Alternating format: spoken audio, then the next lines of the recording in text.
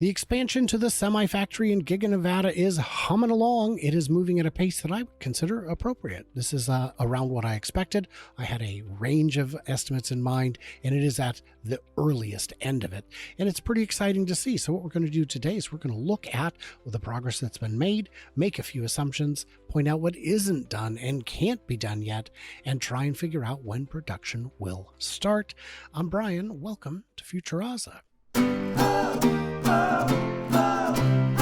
I'm joined by Mark from the Tesla Life Show. What a fun show it is. I appreciate it, and I appreciate you being here against your will. Most people don't know that part. Yeah, I know. There's a guy behind me poking me, making sure I perform. Yeah, I was on the phone with a friend of mine. I said, you ever get that feeling that someone's poking a voodoo doll of you? And he's like, no. I go, how about now? So I did use that joke, and he appreciated it, which is his problem, really. So it's only encouraging me, Mark. You know better. Yeah, I know better. So this is Zangler, the Tesla Semi advocate out in Nevada, doing fantastic work. And he puts his logo in the corner because he has to, because he found out real quick that people just steal it. I do have permission to use his footage, provided I give credit where credit's due, and it is due because he's out there doing the work. This place is moving quick. This corner already has final roof material. The corner above it, towards the top there, has a good chunk of the second layer of roofing in, and you can see the building itself is moving along real quick. If we go down the side a bit, you can see loading docks going in. You can see this wall will be done soon, right? Yeah, it is moving. It is moving. It is hustling, but it's a very simple building. It's steel. It's a steel frame building. Single level. Yep. Single level. And there might be some offices along one end or something, but there's no windows. So I hope you like caves. And if you look up at the top corner towards the existing factory, and what's fun is from here, the existing factory looks quite small. It is not. It is massive and tall. It's like 80, 90, 100 feet tall. It is very tall. You can get nowhere close to this facility, but all the way out from the security gate, you can see it looming on the horizon. It's very cool. And if you want an added adventure, there's a secret entrance around the back. You can go that way and get stopped by different security. So, are you speaking from experience, Brian? Why, no. And actually I'm not, because I looked at the map first, the satellite footage, and I zoomed in until I could see the security checkpoint. I was like, man, I'm not going to do a 20-minute diversion just to get turned away again. So if you look at the top corner here, you'll see the outside wall for the final section of the main building. That's going on. Yeah, it looks like they're building it in 6 sections. 6 large sections. Yeah. And moving over here a bit. Now what we can see is, because I've had people ask me, well, obviously the question is, when's it going to start? And my answer is not as soon as I thought, because the concrete hasn't been poured. It's only poured around the edge. Can you see that? Yep. Yeah. It's like a retaining wall, or that's probably about what? Would that be about 20 feet? Be a little bit wider? I would say, 15, 20 feet. Because look at the size of these trucks here. Look at the size of these cars. My gosh, it's got to be, it's got to be 20 feet. So it is the perimeter grade beam, but it is also the first section of concrete around it. Yeah. And I don't know why, but this means that they have not been loading equipment inside. So until you load equipment inside, you can't. You're not going to be producing much. Yep. You're not going to be producing much. So if we go around to the other corner here, on the other side of the building, you can see, I guess there's concrete in here. Is that concrete? No, the corner alone is concrete. The rest is just forms. So, and you can see up towards the top of the screen here on the edge, it's a little bit of concrete on this side. So they've got a lot to go. Yeah. Can't load equipment in. But it's interesting, your last video about the progress here, showing how the roof was going in so quickly without even the use of a crane. Obviously they're pushing for efficiency here. They're pushing as hard as they can And maybe because this is Nevada, pouring of concrete can only be done certain weather conditions. Well, What this do you time think? of year, it's fine. This is the best time of year for Nevada, for this part of Nevada for concrete. This is the high desert. It only gets hot in the summer, and boy, does it. And in the winter, it's miserably cold. So that's, uh, yeah, it's now is a good time. That's definitely not the concern. I would think you'd want to get it done before you get too much roof on, before you get all the walls in, because boy, the chemicals in there is going to be real tough to vent. Um, but we can see here what it more or less looks like is just dirt. And as we mentioned, it's built in like six big segments. I'm kind of surprised that one of the segments isn't started. It is surprising. I would imagine it has to do with a lack of available contractors or even just the raw materials. Hmm. Reno is not a large market. And the other problem you get is when you've got to bring concrete too far, a lot of times they'll want to add agents to it to prolong the hardening. Yeah. And that makes it worse. They recently poured a new segment of sidewalk near my house, and I had a chance to talk with them when they were finishing up, and I pointed out that, boy, the raindrops are visible in the dried concrete. And he explained that our local concrete plant was down that day, so they sent a truck up from Portland, and they must have added an agent to it that slows it down, because normally within an hour or two they can leave. They'll sit there and watch concrete dry, because if they don't, people walk through it or leave handprints or sack prints, whatever it is that the kids do these days. I'm not hip to it all. I've heard it's definitely not mine, but they said on this one it was 3 hours they waited, and then the rain came and the raindrops still left indents. Not great. Got a little off track there, and you'd think they'd be better at it. Portland is what cement is called. This mixture, True. anyway.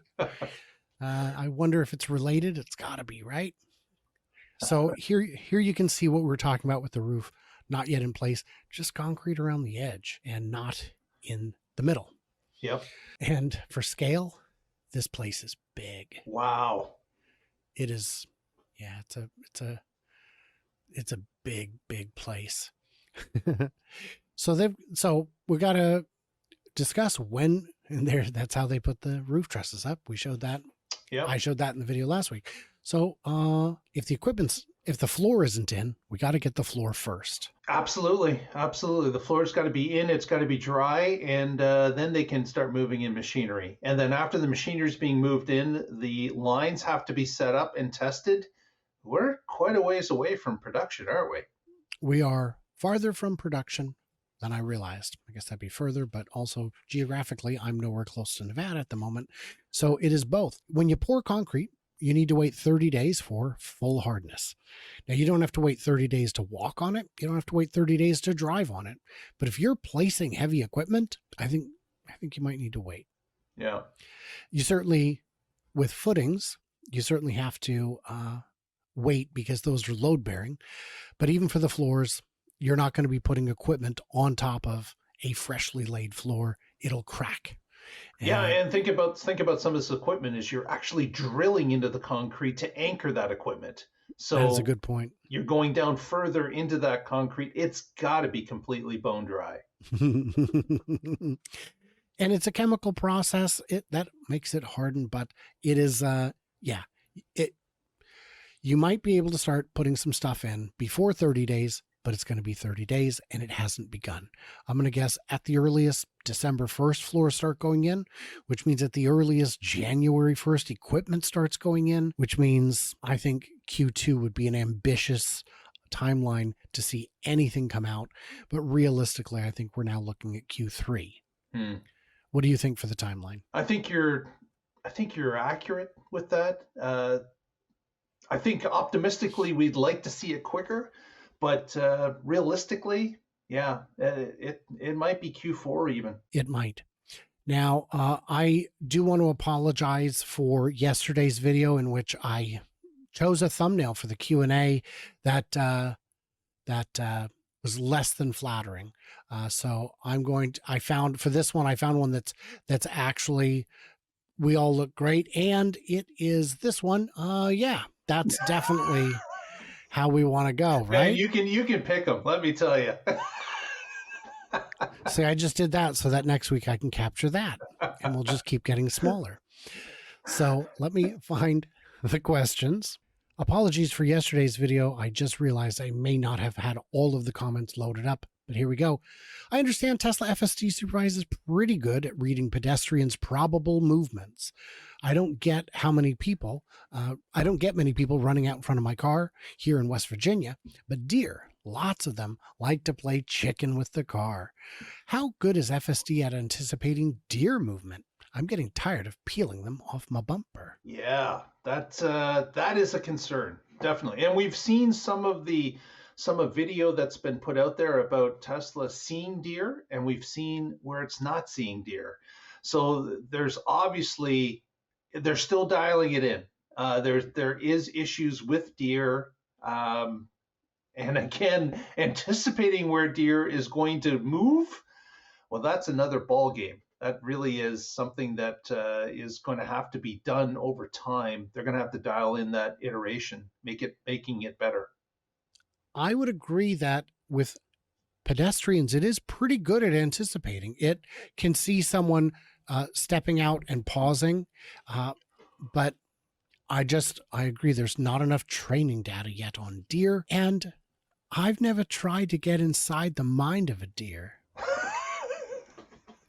So I don't know how crackable that code is. Well, they're just going to have to bring deer into the training center. That's where that goes. That's the only thing. We were talking about the different approaches to training, and Waymo saying, "Look, we're in 3 different cities. We've got all these miles." And I said, "Yeah, but it's never seen a moose. How do you train properly?" I'm just looking forward to the robo footage of Sasquatch. That's coming. It's coming. So I would, it'd be great to find the Google Street View car and just dress up as Sasquatch. I could not do that. I do not believe there are any Sasquatch that are 3'1". So I'm not sure how that works. So to the next question, why don't they have big signs out front of EV chargers that say what the price is, like you would see at a gas station? Transparency, anyone? Actually, in Europe, there are some pricing that's put outside showing what the kilowatt charge is. Yes, and that's great. It's more critical there because you can charge anywhere you like. You don't have to charge at a certain brand. You can shop around. Any car can go to any charger. I think there are some Tesla superchargers that may not allow other cars on it, but I'm not sure. I think they're all open to all. And for Tesla owners, it doesn't matter because we know before we navigate there. And I've never seen a Tesla driver say, "Oh boy, 29 cents a kilowatt hour. I should check Electrify America." That's not a thing. That is not a thing. Although one gentleman in my Northwest group today, there are 500,000 people without power as of today, Wednesday, Wow. in Seattle. And so everyone's going to the superchargers. And one guy's like, "I'm at 1% and I'm the 3rd car in line. Please don't make me cut out a line to gamble on the Electrify America."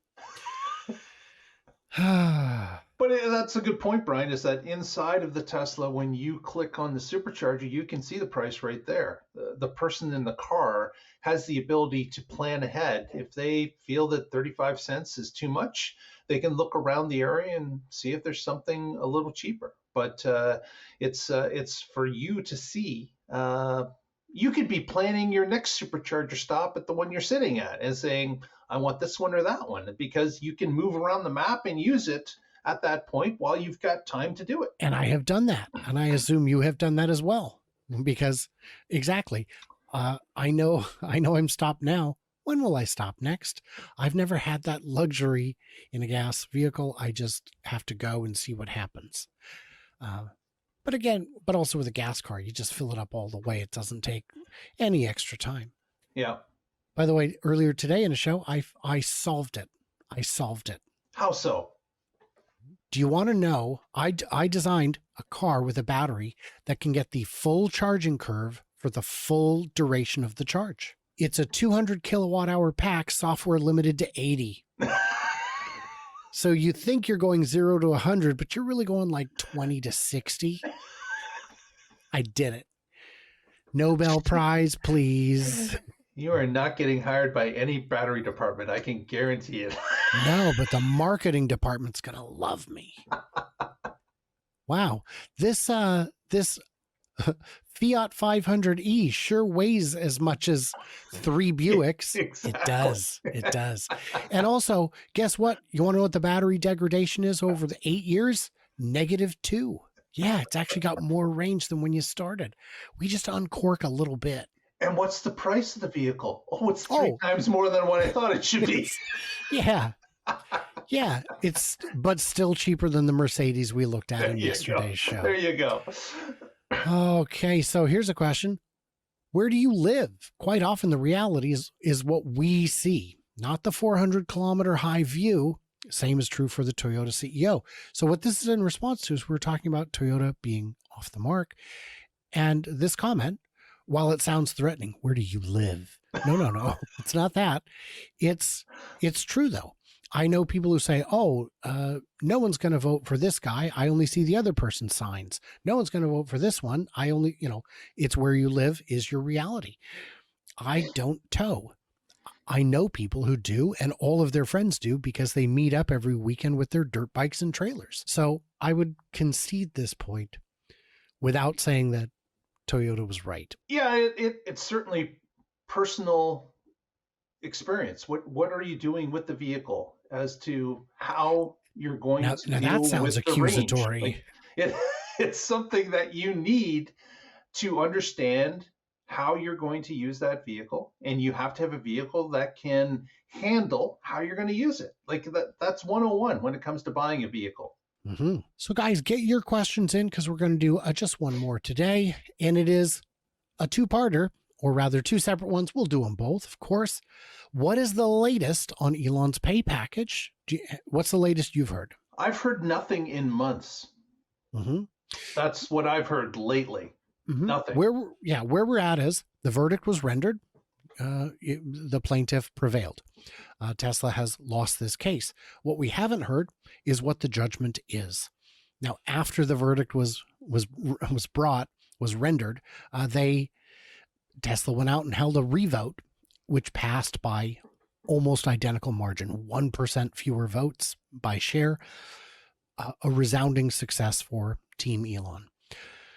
That doesn't change the verdict. That was not introduced at trial. It is irrelevant. But it can be relevant for the settlement. The parties have been asked to settle among themselves, and if they don't, the judge will will have a hearing to determine the amount of damages. The judge is free to award damages of $1. I don't think it will be. I think it'll be a token amount that any sane attorney would be happy with, because they get a third of it or all of it. I think they get all of it, because the way the case was written, the plaintiff was the actual claimant was paid upfront some amount, 10, 20, 30,000, and the attorneys get the rest.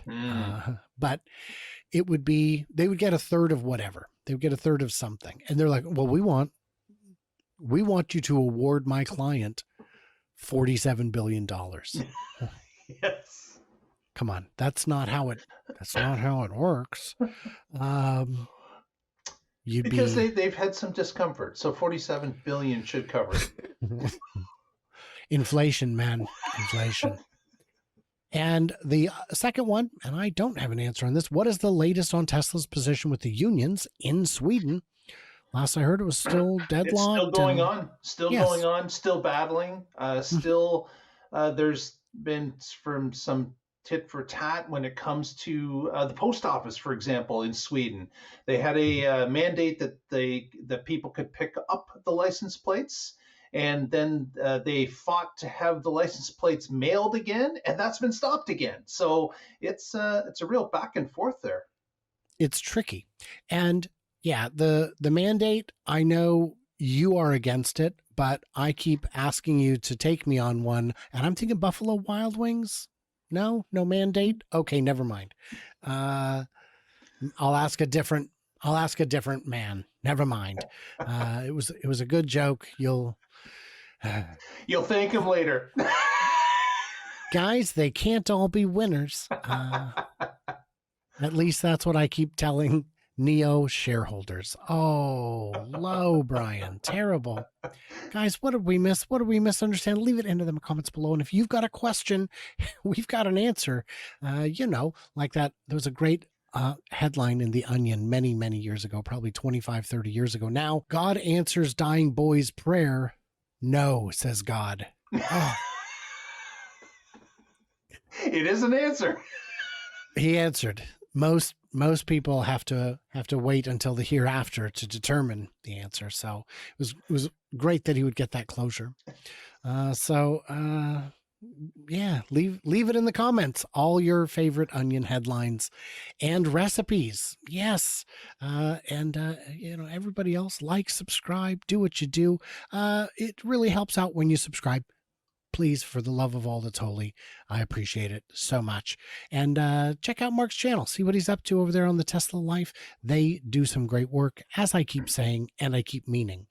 And yeah, I cannot wait to hear from you clever robots in the hereafter. I should rethink that one.